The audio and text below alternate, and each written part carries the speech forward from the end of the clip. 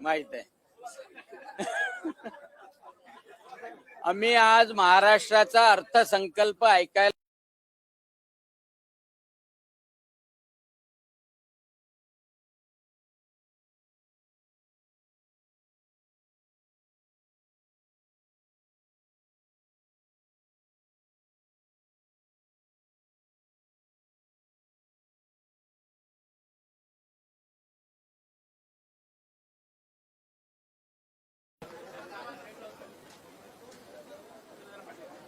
मी ओळख सांगण्याची चूक नाही करणार आहे. माझं ठीक आहे हो, त्याच्या बिचाराचं काय केलं त्यांचं.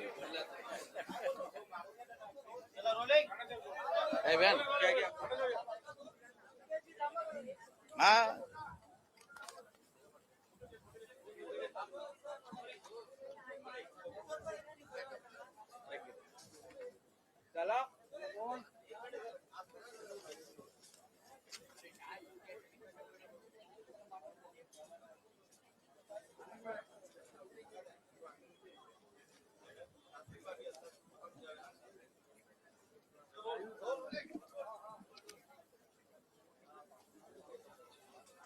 आज राज्याचे यशस्वी असे मुख्यमंत्री आदरणीय देवेंद्र फडणवीस साहेबांनी महायुती सरकारचा अर्थसंकल्प सादर केला.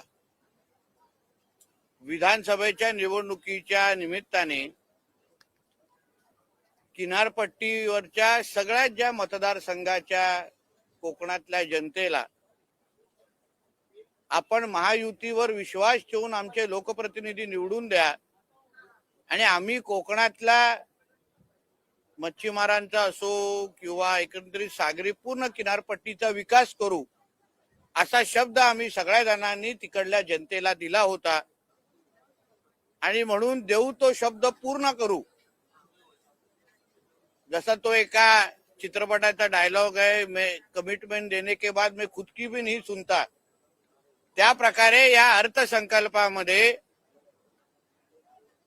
मत्स्य व्यवसाय खाते असो, बंदरे खाते असो आणि आमच्या कोकणासाठी या अर्थसंकल्पामध्ये आदरणीय मुख्यमंत्र्यांनी जे अर्थ खातं पण ते सांभाळत आहेत, त्यांनी कोकणासाठी एवढं भरभरून दिलेलं आहे. कोकणाच्या विकासाला खऱ्या अर्थाने त्यांनी चालना दिलेली आहे.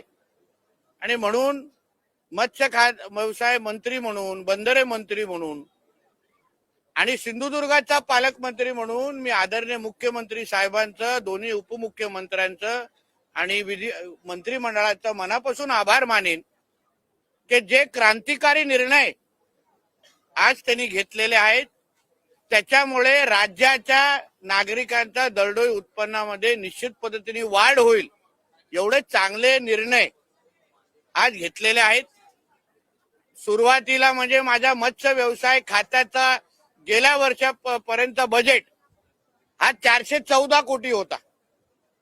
235 ते 226 कोटी पर्यंत आम्हाला मिळायचे. गेल्या वर्षापर्यंत आमच्या मत्स्य व्यवसाय खात्याचा राज्यस्तरीय एकही योजना नव्हती. म्हणजे पंतप्रधान मत्स्य संपदा योजना सोडली तर एकही योजना राज्यस्तरीय या खात्याची नव्हती. आज या अर्थसंकल्पामध्ये दिलेल्या शब्दाप्रमाणे या मत्स्य व्यवसाय क्षेत्राला अन्य राज्याच्या तुलनेत, प्रामुख्याने आंध्र, तमिळनाडू या तुलनेमध्ये या क्षेत्राला अग्रेसर करण्याच्या दृष्टिकोनातून एक फार महत्वाचं पाऊल आमच्या राज्य सरकारच्या वतीने उचललं गेलेलं आहे. आता जसं केंद्राची पंतप्रधान मत्स्य संपदा योजना आहे तशीच राज्याची आता मुख्यमंत्री मत्स्य संपदा योजना लागू झालेली आहे.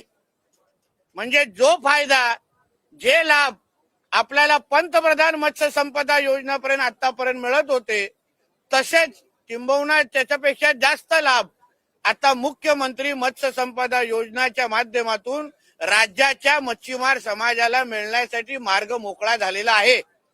गेल्या वर्षी 414 असलेला आमच्या खात्याचं बजेट हे ह्या वर्षी 1024 कोटी पर्यंत आज नेलेला आहे.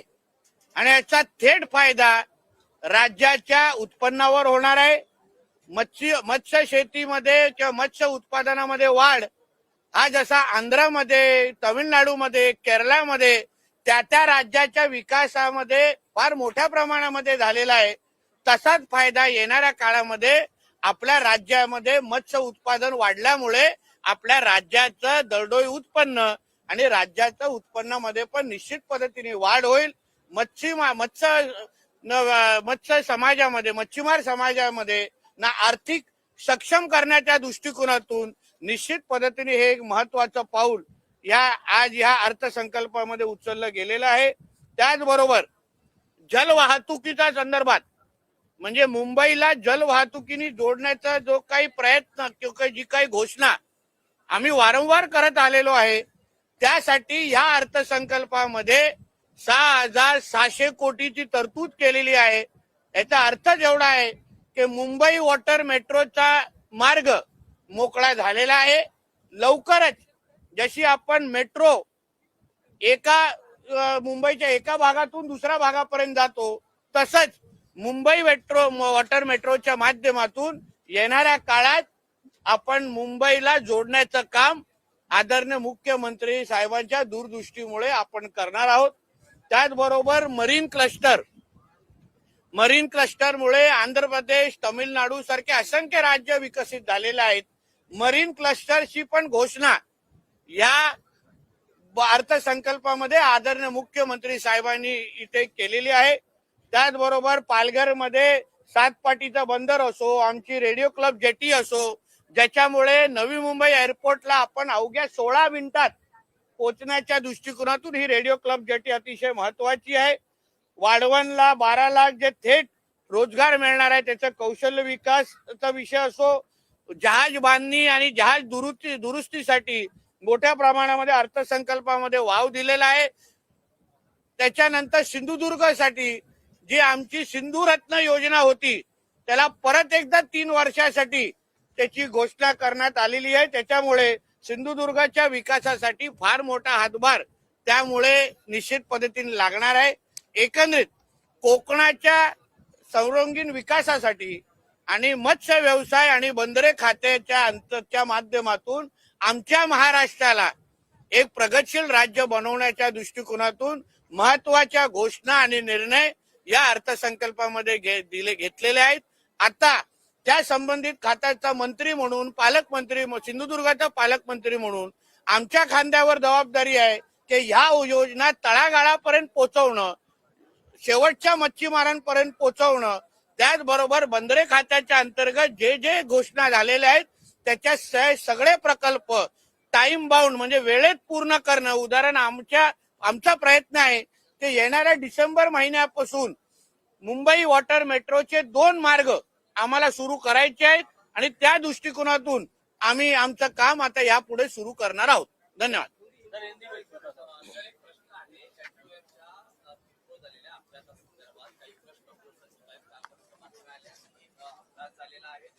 किरकोळ एक लक्षात घ्या, जेव्हा आम्ही MTOM ची ही बोर्ड सुरुवात केलेली, आम्ही पहिल्या दिवसापासून आमची सगळ्यांची हीच भूमिका आहे की सुरक्षेबद्दल आम्ही काही तडजोड करणार नाही. आमचा महाराष्ट्र मेरीटाईम बोर्ड ह्याबद्दल अतिशय सतर्क आहे. म्हणून जेव्हा एक किरकोळ अपघाताची बातमी आम्हाला सिंधुदुर्गामध्ये जेव्हा बोट कळली, आम्ही संबंधित मालकांना कळवलं. आताही त्याचं रिपेअरचं काम सुरू आहे. रात्रपर्यंत रिपेअरचं काम पूर्ण होईल. आमचे अधिकारी तपासून घेतील, सगळं नीट करतील आणि उद्या संध्याकाळपर्यंत ही बोट परत एकदा कोकणाच्या दिशेने जातील. आमची नैतिक जबाबदारी एवढीच आहे की कुठल्याही पद्धतीने सुरक्षेबद्दल तडजोड करणार नाही. तिथे आता छोटीशी बोट कुठली तरी त्याला खरचटली, जलवाहतूक छोटीशी जे रिपेअर करण्याची बोट होती ना, ती त्याला खरचटली आणि त्याच्यामुळे तो अपघात झाला. फक्त आम्ही ती तशी बोट तिथून आली ना मुंबईला, पण आम्ही कॉम्प्रोमाइज सेफ्टी बरोबर करणार नाही. म्हणून आम्ही त्यांना सांगितलं बोट चालू असली तरी झालेला अपघात जे काही छोटीशी जे किरकोळ जी काही हे आहे ते नीट करा आणि उद्या परत एकदा ती बोट सुरू करा.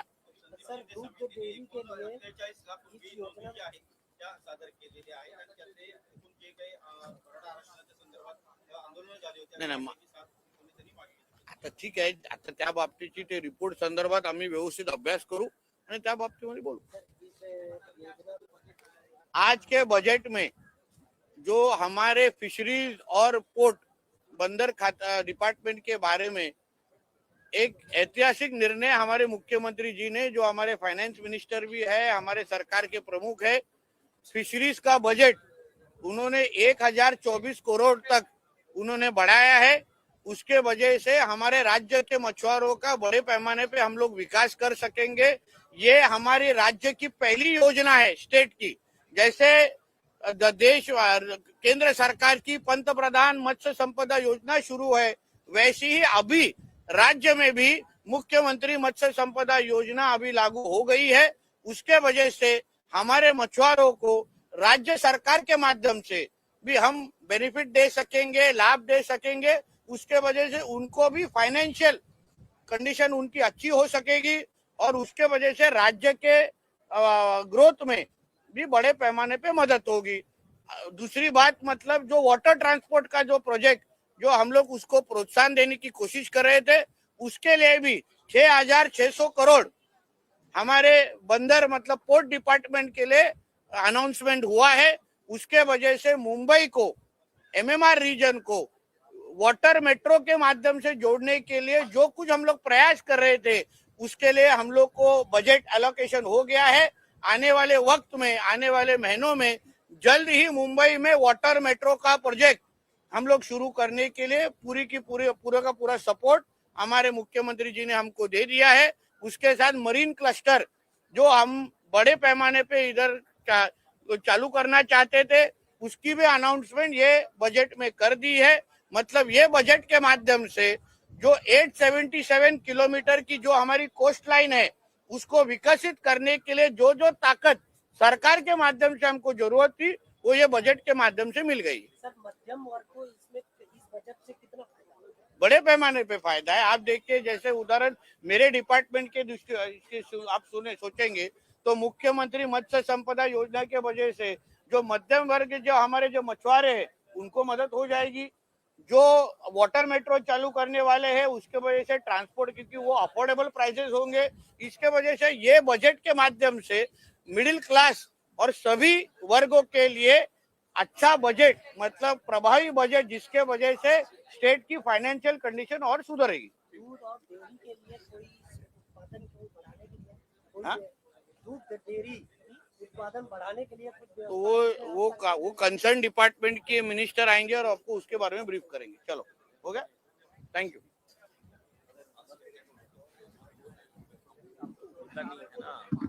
अरे बाबा निकाल भाई।